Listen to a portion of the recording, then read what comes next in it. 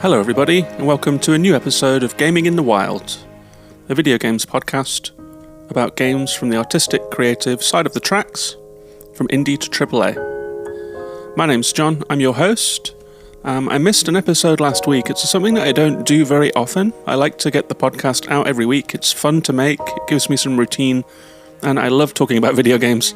But last week I was actually on holiday, away from home, out of the country. I went to visit the UK, to visit some family, and then for a little holiday in Dublin, where I've never been before, to visit a few friends there. And I just found myself swept up in holidaying, in a different atmosphere.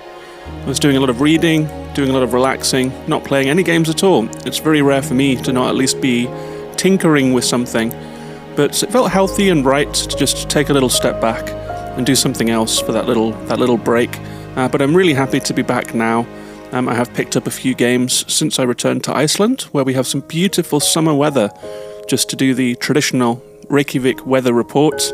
And I have a really interesting game to talk about today. I'm going to talk about the reverse city builder by Free Lives, with an ecological emphasis, Terra Nil.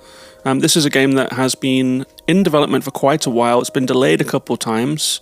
It's been on my radar for a long time. I was very transfixed by the whole concept of it, about a building game where you don't expand endlessly, where you try and return nature to the ideal state, and then you pack down all of your machinery and you get out of there. It's a wonderful concept. I love to see games with an ecological emphasis, and this one is really something. It's not without its flaws, but it was a really good time to play it, and I'm excited to talk about it with you today. A couple of other games have crossed the radar since then. While I was away, a couple of good games came out. TRON Identity is now out by Bithell Games. I've added that one to my playlist. It's a visual novel based on the TRON universe. I love TRON. I remember watching it back in the day when it first came out. Very striking, old-school 80s, going into the virtual space of the 80s imagination kind of universe. So I'm excited to pick that one up. I like Bithell Games. I've enjoyed Thomas Was Alone. I've enjoyed Subsurface Circular. Always got a bit of time for what Bithell Games is putting out. So I'll be playing that one, I think, this weekend. Apparently it's quite short, just a couple of hours. Also got a code for The Last Worker, another really interesting looking game by Wolf and Wood. I've added that one to the playlist. And remaining on the playlist are Storyteller, Have a Nice Death, and Pronti. So loads of indie games stacked up for the coming episodes. A really nice playlist. I feel like we're in the midst of a somewhat classic year for indie games so far, with all of the great games that have come out. And we have quite a few more coming. Maybe not indie, but we have the Horizon Forbidden West DLC coming up this month. We are closing in on Zelda Tears of the Kingdom. I've watched a couple of trailers for that now. I had been avoiding them. But I was watching the Min-Max show, which I watch every week, and watching a bit of Easy Allies and catching up on what I missed while I was away, the Kyle Bosman channel, things like that. And it was hard to miss people talking about the trailer. So I ended up watching it, and I have to say, it blew me away. It really did. I think the early trailers showed off a little bit of what is new about Tears of the Kingdom, the Sky Islands, diving down from cloud level to ground level. And it looks fun. But there was also a lot of smacking bokoblins with sticks, seeing the familiar enemies from Breath of the Wild and so forth. And so even though Breath of the Wild is easily my favourite game ever, I would say, I was thinking, this looks a lot like Breath of the Wild. I wonder what is new here. And we got to see that in the recent gameplay trailer and the last sort of cinematic trailer. It looks like they've really accentuated the sandboxy elements of the game. You can combine things to make weapons that are interesting. You can make machines that look very eccentric and full of possibility. Nintendo have been putting that front and center when they talk about the game. They've been saying, we can't wait to see you express your creativity in this game, which is really fun and an interesting thing for a Zelda game to take. You know, Zelda games have traditionally been quite linear. You get items, you beat bosses, you get new items that allow you to travel further than you could before and to access new areas like bombs and gloves to pull up rocks. And you carry out a story. It's like a little action-adventure baby RPG, at least the 2D ones. Breath of the Wild, of course, changed that with the open world, but this one seems to be changing some of the fundamentals. It's an open world sandbox. We have seen a little bit of story. We've seen the return of Ganondorf. It's a prequel to Breath of the Wild, so it's the fall of Hyrule, which is really interesting. We've seen NPC characters fighting alongside Link, which is really interesting too. We've seen Link ferrying people around in horse carts and that kind of thing. So there is a lot to look forward to in Tears of the Kingdom, and my hype level is just, my hype meter has burst through the top end. I'm very, very excited for this game now. I always was, but now I'm really, really stoked for it. I have to say as well, the art style just looks wonderful. I really like the design in Breath of the Wild, the costume design, the weapon design, the insignias and the carvings that you see, the clothing. It's also pristine and wonderful, well put together and smart and sleek. It's something that people don't talk about that much with Breath of the Wild, but the design, the visual design, is really phenomenal, and it looks like they've pushed that level up again. Like, everyone looks so cool in this game, such cool shapes and colours and insignias and design. So yeah, Tears of the Kingdom is coming. I'll be talking about it more on this podcast. I think it's the kind of game that just swallows up your gaming time. And so I've been thinking, how am I going to keep a weekly podcast going whilst only playing Tears of the Kingdom, presumably, which is just what I assume is going to happen. But I've been chatting to a few friends. I've been chatting to friends of the show, Kieran Daly, and I've been chatting to friend of the show, Adam, who used to run Switch Indie Fix.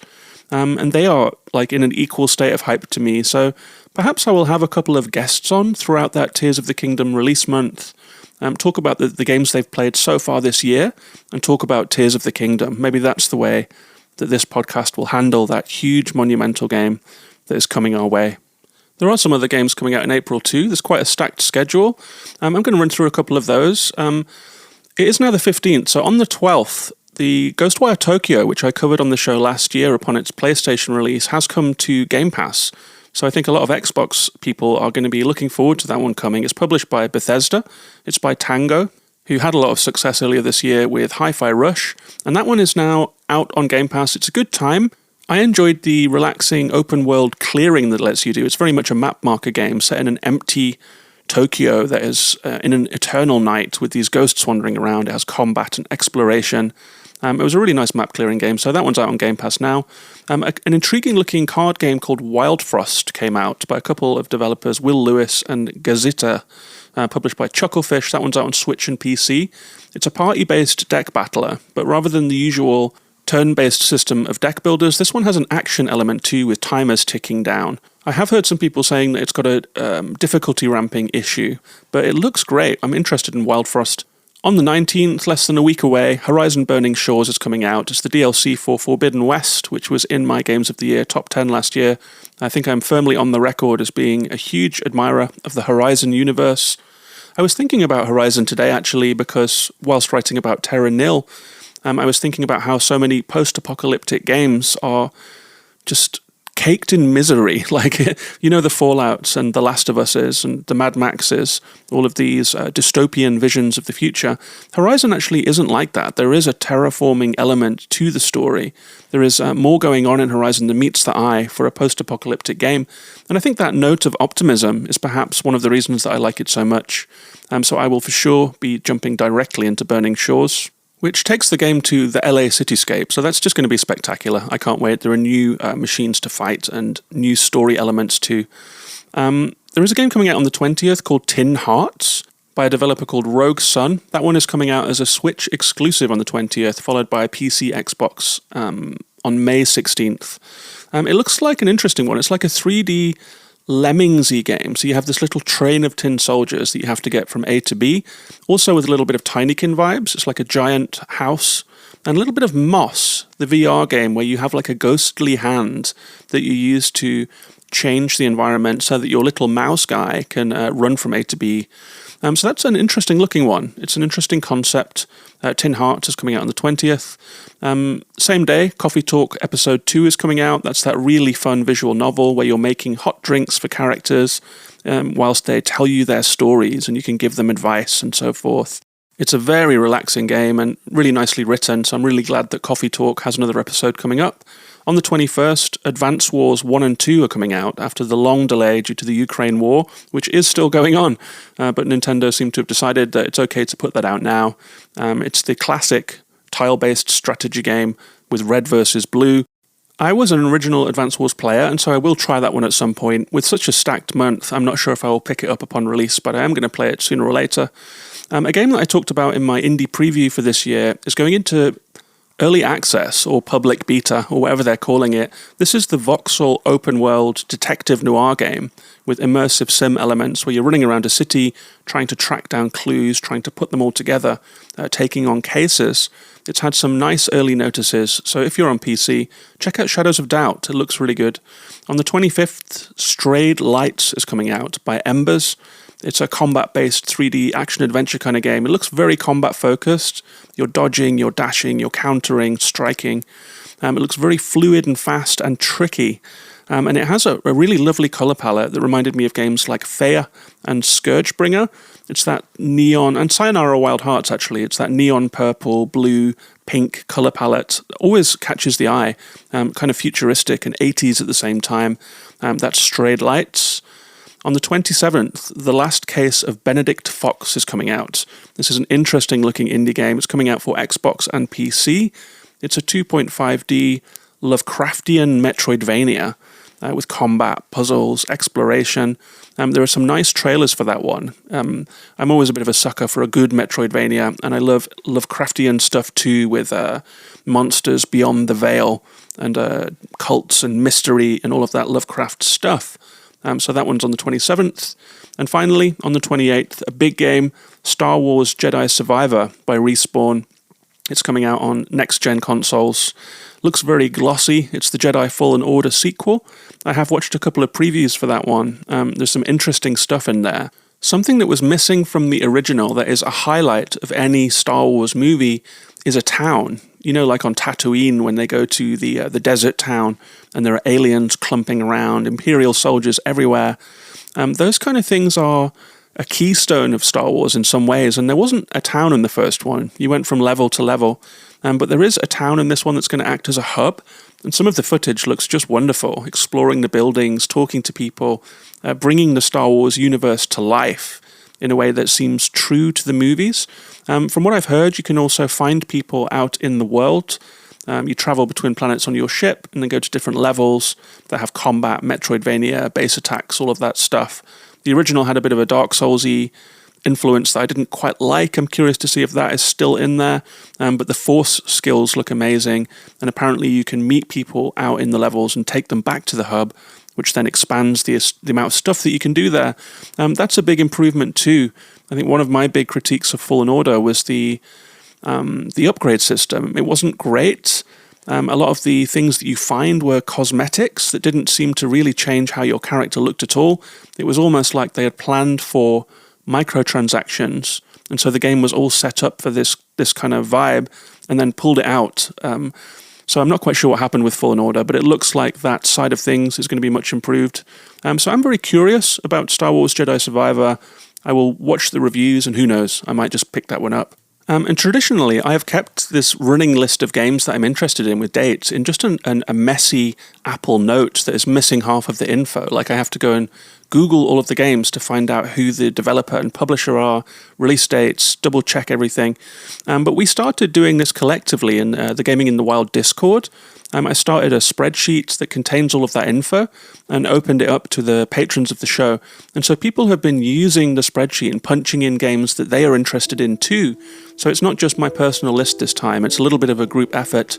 So thanks very much to Narita Boy, who has been punching some games in there, and anyone else who has been using that in the Discord. I like that we have this collective preview of the games that are coming now. It opens things up a little bit.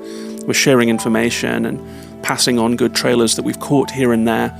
And I will mention as well, before we get into that Terra Nil review, this is a patron-supported show. The Discord has been really, really fun lately. We've had a bracket challenge run by Dovetail True, who set up all of these face-offs between classic characters, like who would win between Jesse Faden and Lara Croft, who would win between Bayonetta and Kirby, and it led to some really, really funny matchups. We all voted on who would go through, We got to the finale just yesterday, and it turned out that it was Bayonetta versus Amaterasu from Okami, and Amaterasu, I think, was a bit of an underdog going into that fight. I voted Bayonetta. Amaterasu came out on top. It was really, really fun. It was a really good time, so thanks to Dovetail for doing that. We also have channels for word games. We're playing all kinds of word games now, Wordle, Quordle, Word Apply, and sharing our scores. We have game channels for Chia, Dredge, all kinds of things. You're welcome to come and join the Patreon Discord and support this podcast. You can do so at patreon.com/gaminginthewild. You also get access to a bunch of patron-only episodes. I'm going to make a new one soon about my travels in Dublin and all of the sights and sounds and things that I saw, some music and that kind of thing, like a different kind of podcast, a bit more personal. They seem to be going down well, so you get access to 10 of those if you become a patron. I will leave a link to that in the description. Also, shout out to the newest patron of the show, Eric. Thanks very much for joining up. And also returning patron, Adam. It's lovely to see someone come back. Occasionally people drop out of the Patreon for, personal reasons, whatever. It's really nice to see people come back if they're still listening to the podcast and their situation has changed, their circumstances have changed. So thanks very much to Adam. Thanks very much to Eric. And now, on with the show, with that review of Terra Nil.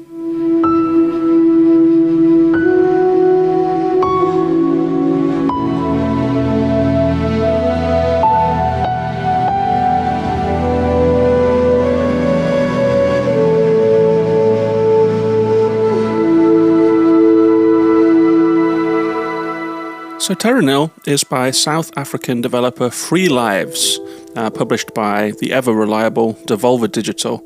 The short pitch of the game is that it's a time-based strategy about terraforming, but there is more to it than that. Free Lives, interestingly, have made a bunch of games before. They made Genital Jousting, a game about jousting with genitals. They made Anger Foot, a first-person game in which you kick everything in a place called Shit City. And they made Broforce, which is one of the most off-putting, wince-inducing game titles that I can think of. So it's fair to say they've had a bit of an edgelord adjacent vibe to date, which makes it all the more interesting that now they've made Terra Nil, which is a conceptually sophisticated, emotional, and even visionary game. I can't help wondering what prompted that shift. It's such a curveball for them. I was thinking, this is the kind of game that someone makes if they've maybe had kids and they're thinking about the future of the planet, or maybe it was just a personal, what is it that I'm putting out into the world moment, or who knows, maybe they just wanted to make something tonally different and they will revert to form. It's just really interesting that this game was made by Free Lives with the catalogue that they've put out to date. It came out on PC, Android and iOS, and iOS and Android are via Netflix, so if you have an iPad, you can play this game for free. You just find it in the App Store, download it, check into Netflix as you open the game, and you can play. I played it on the iPad. It was wonderful on a touch screen. It would be great on a mouse as well. It's one of those games that needs touch or mouse. I imagine that there will be console versions to follow, and I'm interested to see what they do with the UI. It's always a bit of a challenge for cursor-based games. Metacritic has this one at 81 for PC, 86 for iOS. How Long to Beat has the story at 4 hours, extras for 7, and completionists for 9. I've played it for around 10 hours, and I have not been a completionist, so maybe that speaks to me having a few travails as I went through it, or taking my time, or maybe just leaving the app open, who knows. And the developers describe it as an intricate environmental strategy game about transforming a barren wasteland into a thriving, balanced ecosystem. Bring back life to a lifeless world by purifying soil, cleaning oceans, planting trees, and reintroducing wildlife, and then leave without a trace. And I say about this one, Terra Nil is a relaxing, at times taxing, terraforming game about repairing the ecosystem of a decimated world and then cleaning up after yourself and just leaving. It has a few flaws, but they are nothing next to the profound, philosophically important, and surprisingly emotional overall experience. So I have some big words about this one. I have some big thoughts about this one. I will stand by them and I will get to them. But I think let's start with some of the basics. Terra Nil is a top-down isometric game, and I think that it will look familiar to anyone that has played any of the Command & Conquer games. Some of the interface stuff is also similar to things like Populous from back in the day, a little bit like SimCity, where you're planting down installations, on tiled spaces, that kind of thing. So strategy game people, I think, will be familiar at least with the basic mechanics of the game, which is using menus to select buildings that you put down that then have effects on the area around them and that kind of thing. And the game begins when a ship comes down from space. You see the planet, you click on an area. There are 4 areas to choose from. The first one is called the Flooded Valley. You click on that, you get an animation of your ship going in through the atmosphere. It goes down to that wasted landscape where you begin. It lands and then it vanishes. So for a while, you are stranded there. You're going to use the resources that made up that ship to create machinery. This is a currency. It's leaves here. You get more of them as you progress through the game, and that allows you to build more stuff. There are difficulty levels. I will say, for full disclosure, I played on the easy modes, which meant that I never really ran out of currency, but there was still lots of problems and puzzles for me to solve anyway. So I think that if you play on the medium or harder modes, you will have a harder time, and you'll have to think more strategically, perhaps build less installations than I used. It might be a slightly different experience. But the easy mode was really fun. I don't feel like I missed out on anything. I got through the game. It was still challenging at times, just solving the puzzles and figuring out what building does what affects the temperature, what affects the humidity. There's a lot to remember and a lot to get into as the different facilities and installations that you can use start to open up. And the game has quite a gentle tutorial. It doesn't hold your hand all the way through it, but it does a great job of explaining the basics. You start off with just a couple of machines that you can build. The first one is a wind power generator, a turbine, which can only be placed on rocks. And rocks are not all over the map, so there are only a few places that you can plant a turbine. The turbine will have a sphere of influence around it where you can put things and they will have power. The next building that you get is a toxin scrubber. This is a little red factory that will clean an area of the dust in this barren dust bowl and turn it into rich brown soil that looks ready to grow. You will next get irrigators. This is a water tank that sends out a huge sloshing jet of water in the directions that you choose, and that will restore grassland. So you start to see greenery appearing. So all of these things have an area. As you are selecting them in a menu, moving them around on the tiles to see where you want to place them, you can see where they are going to have an effect. You can place them at a suitable distance from each other to sort of maximize their influence. And so you're expanding throughout this realm, throughout this landscape, putting down turbines, putting down toxin scrubbers, which also clean water from muddy, polluted water into beautiful blue water. And you're starting to get grass. And as you do this, the humidity in the atmosphere is increasing. There are little meters at the top right for temperature, humidity, and some other attributes of the troposphere. And it's very gentle. It's very nice to play. You are not under a huge amount of pressure playing this game. It is relaxing. And as you start to get some initial successes, new things will unlock. So after you've achieved a certain amount of humidity in the atmosphere, by having more plants and having more vegetation, this little gauge where your meter is for your current task in the top left of the screen will smash with a satisfying pop. A new machinery will be revealed in your menu. For example, a beehive. You can drop that onto a tree and it will expand the kinds of greenery and the biodiversity in its sphere of influence, make other plants grow. There is an excavator that you can use to create irrigation ditches. There is a water pump that you can use to fill them with a big slosh of water to create rivers. An arboretum that will launch out seeds and you'll start to get more trees. And so you start to see the landscape coming to life. Even within the first 10 minutes of playing, bit by bit, you are unlocking the tools that you will need to change not only the topography of this world, but the atmosphere, the troposphere, the amount of moisture in the air, the amount of bees that are around pollinating plants and making other plants grow. And you start to see the effects of your work quite quickly. As the humidity and the temperature rise, you'll start to see wildlife appearing and new plants that weren't expected, moss creeping over the naked rocks, all of that kind of thing, birds flying across the sky, and significantly weather. The weather will start to change. And I remember this distinctly as I was playing this game. I was just going about my business, starting to make things green, starting to make things beautiful. And it felt great. I felt like tingly. It was so satisfying somehow. And after some initial successes, getting rid of all the dryness and the stillness, suddenly there was this loud thunderclap. Really loud. I was shocked and I kind of sat up in my chair. and a huge deluge of rain started to fall over the landscape, covering the rest of this dirt desert with greenery. The music swelled, and suddenly, quite unexpectedly, I just found myself with tears rolling down my face. It really hit me in a big way.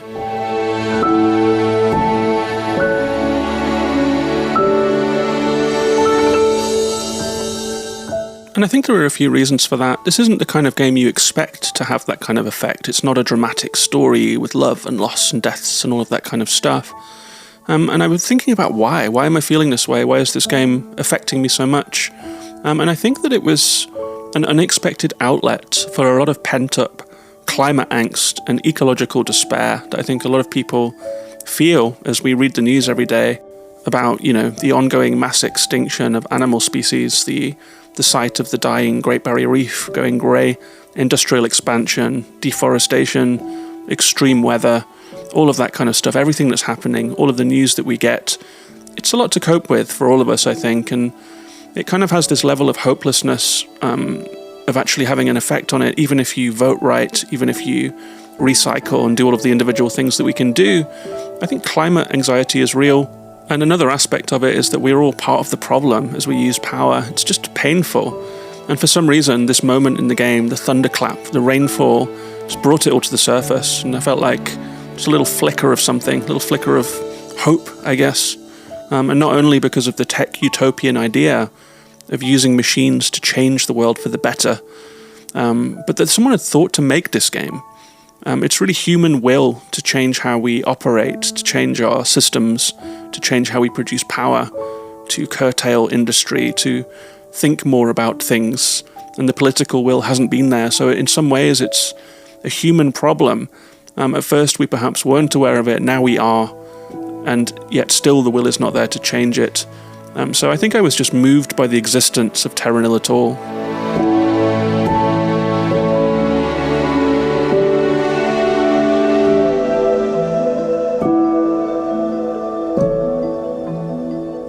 But to get back to the game, this first phase is pretty familiar. It is pretty expansionist. You are growing your influence as you tend to in strategy games. You're covering the play area with a power grid. You're using your machines to hit goals, to rejuvenate soil, to encourage plant life. There are optional goals that offer some deeper mechanics. If you can make the planet hot enough and influence the climate, you will see tropical plants blooming. If you make it cold enough, you will see Arctic plants and wildlife. And you get new machines that let you do different things. You get desalinators for the ocean. You get research facilities. You get an animal observatory. And so after you have created these biomes and fulfilled some of these environmental goals, the next phase is about scanning for wildlife. It's about seeing the wildlife return. And I would say that this is maybe the least satisfying phase of the game. You get clues for each animal that are contextual. For example, scan on a beach near an estuary. But I found that as I was scanning for animals using these clues, if I scan an area that seems to be by a beach to me and is near an estuary, the game would not read it as such, and it would say, no, there's no beach in that area. And so I found it a little frustrating trying to untangle these contextual clues and find the right spot on the map. But you only need a minimum of 3 animals to complete the level. There are usually 6 or 7 to find, each with their own clues. You kind of get a graded system of clues, like if you fulfilled one criteria of being near a waterfall, but not the other, then you have to find a waterfall that is near, for example, a lagoon, and then perhaps you will find salmon or something like that. Salmon will appear jumping up the waterfall. You can zoom in and out on this game. I played almost the entire game zoomed out, but when you zoom in, you can see the animals, you see detail, you see the flowers growing, you see the insects in the air. So it is very nice to just take a moment sometimes and zoom in on this game. After you complete levels, you can literally just spend time looking at it, which is a really nice touch. But as for the animal collecting, or the animal scanning rather, I think I perhaps didn't read well enough that this is a distinct phase of the game, because there are several phases. There's the building, the power, the expansion, fulfilling different biospheres, fulfilling different queues, optional missions. And then you flip to this kind of cleanup phase where you take all of the machines down. But the animal phase was folded in with that. So as I was taking down my machines, I was scanning for animals, not finding them, getting frustrated. And I realized, I think, on maybe the third biome that this phase is supposed to be an additional phase of terraforming. So if there is not a beach near a waterfall, then you can terraform that to be the case.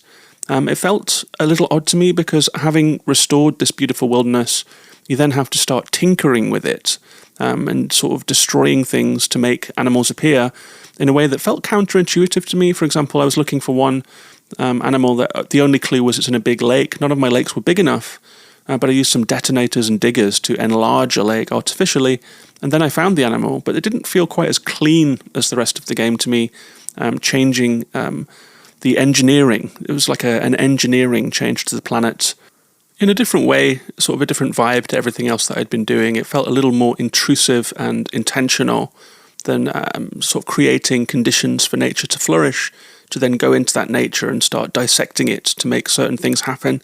I don't know, maybe that's just me, and maybe I just missed an instruction panel and clicked through too fast. But the animal spotting section of the game was my least favourite, and I was always relieved when it was over.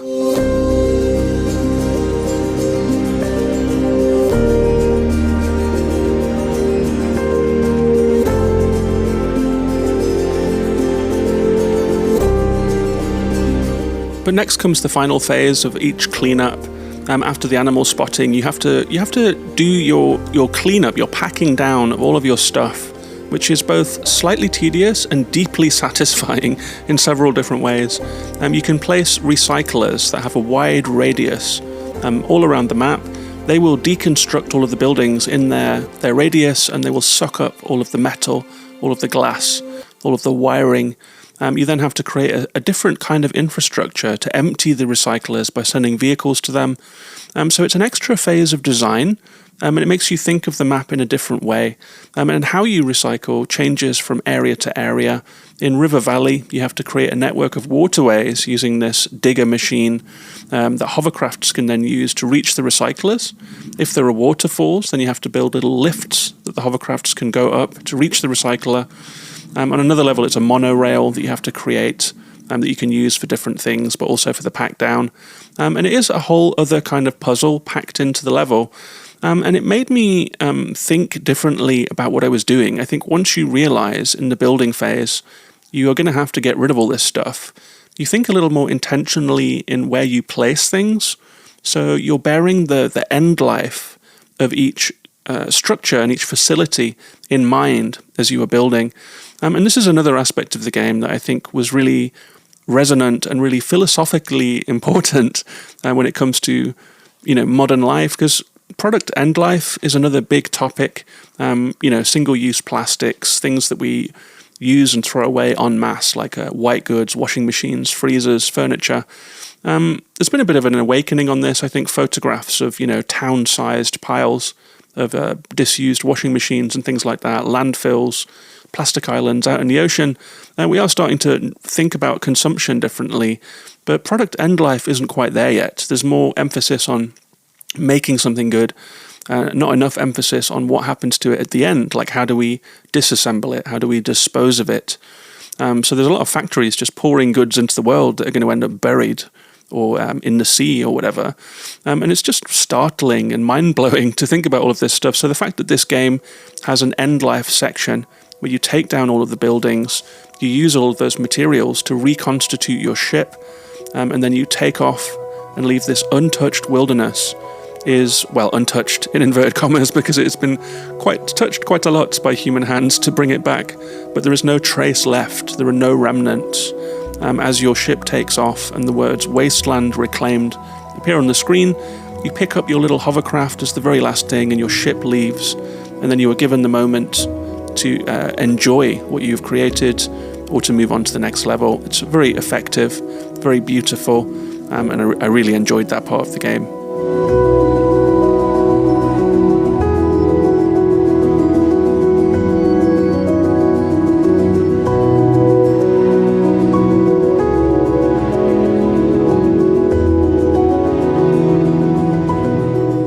And if you've listened to this podcast for a while, you might have heard me say before that I think that video games have a resource problem.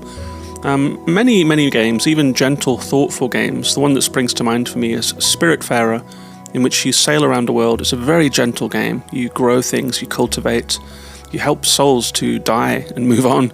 It's a sad, beautiful game, and you find yourself on all of these beautiful islands where almost the first thing that you will do is like hack down every tree that you can see in order to get different kinds of wood to improve your ship. And this felt so wrong to me, even playing Spiritfarer. It was such a bum note in the game. And it's not just Spiritfarer. Video games have a huge problem of encouraging players to see the world as a resource in a way that I guess fits in with the philosophy of the last century.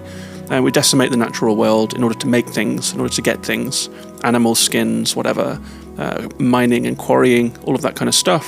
It makes me uncomfortable to carry out those in-game actions in that same mindless spirit.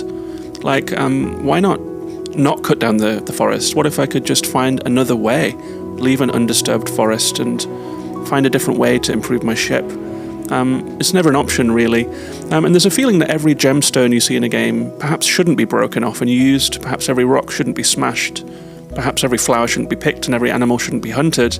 And all of this is incentivized in gameplay in a way that feels like it belongs to an attitude of the past to me in some way. And there is a philosophical shift where you can think about inaction and respect for the natural world as the best thing to do, the best course of action. And that was present in Terra Nil, and it was such a relief to me. As I cleaned up after myself, as I solved each environmental puzzle, as I left, I didn't cut down anything, I didn't hunt anything. It made my heart sing, honestly. It's an experience that I've wanted. I feel like this is a game that I've been waiting for. And in that way, I think that this is an important game. It's not just good. I mean, sometimes it's not even good. There are moments where I was just deeply frustrated by the gameplay. I did enjoy the overall experience, but there were frustrating moments. But I think it's an important game in a really rare way. It's a philosophically important game. It changes the video game vernacular that we are so used to. The very basics of every game is resource collection in so many games. And to have a game that just thinks entirely differently about what you are doing is just a huge relief. And I feel thankful that this game was made. It did have an effect on me. I will be thinking about it. I will not forget playing this game. It contains that attitude that we just don't see. It's forward thinking in a way that many games are not. They are locked in dogma. And not just games, but culture more widely are locked in a dogma that has gotten us into this position. And so just seeing this forward-looking, different thinking in a game was profound. It really was. I do feel that it's necessary, though, to mention that there is like a fantasy element to all of this, that repairing a biosphere and bringing about new weather systems can't be done in half an hour, of course. But after so much dystopian culture, after so much time spent in Last of Us and Fallout, picking through the ruins of society, like the post-atomic ruins, the post-pandemic ruins, it's just a relief to see any utopian vision at all.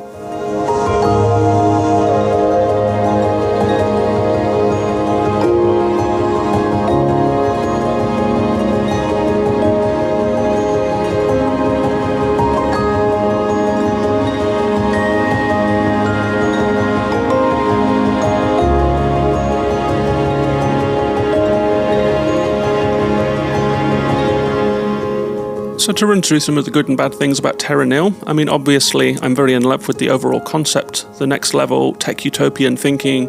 It feels visionary, it feels necessary, it feels important. I would say that this is one of the most philosophically important games that I have ever played. There are some great moments in the game when you get first rainfall, when you see weather changing, when you see animals returning to the wilderness. It's lovely. I won't spoil specifics later in the game. That was just one of the first ones. I always try and make a spoiler-free podcast, and I hope that you don't feel that I went too far in this one. I've only really talked about River Valley.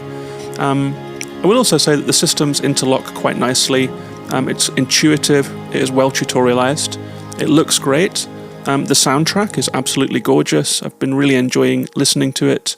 The sound itself, the Foley sound, is gorgeous. The water, the leaves, wind, the buzzing of insects, all of these sounds layering over each other as you go from a desolate, soundless, windswept plain to a bustling, living forest again. It's just beautiful, very well put together game. There are only 4 levels, but each of them is distinct. I will say that you have to employ very different strategies and new machines in each level. The way that you generate power might change. The way that you use what is in the land might change. The things that you have to do might change. You might have to pay more attention to the sea, other things that you weren't expecting. And then the pack down is always different. So there is a huge amount of variety packed into those 4 levels. There is also endgame content if you 100% a level, which is attainable if you're willing to go through the animal spotting phase and do additional terraforming, which can be a little troublesome as described. There is plenty of life in this game. I think that if you do find it relaxing and you do enjoy 100%ing, this is a game that could have quite a long lifespan. As for the bad stuff, I will say sometimes the structures that you build can look a little similar. Like if there are 3 different buildings that look like sort of slight towers with a little bit of glass and quite grey, I had trouble learning them all quite so well in such a short time. And I would find myself a little lost sometimes and think, okay, so I have to raise the humidity. How did I do that again? I can't quite remember the chain of events that led to me raising the humidity, because I've been working within different systems for foliage and for cleaning and for desalination and for all of these different things, and they all have little knock-on effects on the world. So I did find myself getting a little lost within the systems at times. It is quite a simple game in some ways. It doesn't go, neck deep into systems, but even the familiarity with the different structures, I think they could have looked different. They could have had different colours if they were attached to different effects in the world. If they were yellow, if they were attached to raising the temperature, if they were blue, things like that. They're all a little bit grey and similar looking, so sometimes I didn't know what to build, and I ended up just building a lot of stuff just to see if I could find the effect that I want, and then remembering in the end what I had done to originally raise the humidity. So yeah, a little lost in the system sometimes. There is also a try to fail, or like a fail to learn sort of system here. You can soft lock yourself. You can soft lock yourself in all of the levels in an interesting variety of ways. In the jungle level, you have to shade trees to make them grow and not be burned by the sun. You can only build those on cliffs. I ran out of cliffs and I kind of wrongly positioned my tree shaders. I had loads of resources, but nowhere to build what I needed to build. I kind of messed up somehow. And so I was soft-locked, I think, twice in that level and had to restart it. It felt bad at the time, but I think that this is part of the game. I was playing on the easy mode, so I wasn't running out of resources and having to start again and again and again, which is perhaps the experience you have if you play on higher difficulties. So I find myself hitting these brick walls and having to just leave the level and start all over again. Didn't feel great, but I think that that is part of the game, and it was just part of my experience, the way that I played it, that it didn't feel good to me. The animal scanning, of course, the clues are bad. That whole part of the game doesn't feel good. The UI, for once in the game, doesn't feel good there. It's like you have to do 1 or 2 taps too many to actually scan. It's not quite as well tutorialized as the rest of the game. I think that the importance of it as a phase of the game wasn't emphasized enough, to the point where it was lost in the weeds for me a little, that I should be paying more attention to this animal section of the game. Perhaps that's down to me not internalizing the instructions enough, but that whole section of the game felt real bad to me, actually. It's a bit of a miss, and I was about 70% of the way through the game by the time I realized that you have to do additional terraforming to create the conditions, not just expect to find them in the natural world. So I missed a step there, and it took a late game realization for me to realize exactly what I was doing wrong, for the first 5 or 6 hours of the game. But that's it for the downsides, and just to finish, I think I will say that this is a visionary game. It might seem like a small strategy game, and it is, but there is something about the thinking that underlies the very base concepts of this game that was just very inspiring to me. I'm grateful for this game. I think it's one of the more important games that I have played, especially in the bold thinking that it takes to create a reverse city builder at all. The thinking that goes into the lack of resource gathering and actually packing down, minimizing your impact. It's just not something that I have seen in games before. So a big thank you to Free Lives for making it. This is a really impactful, important game. I'm grateful that it exists. That is Terra Nil.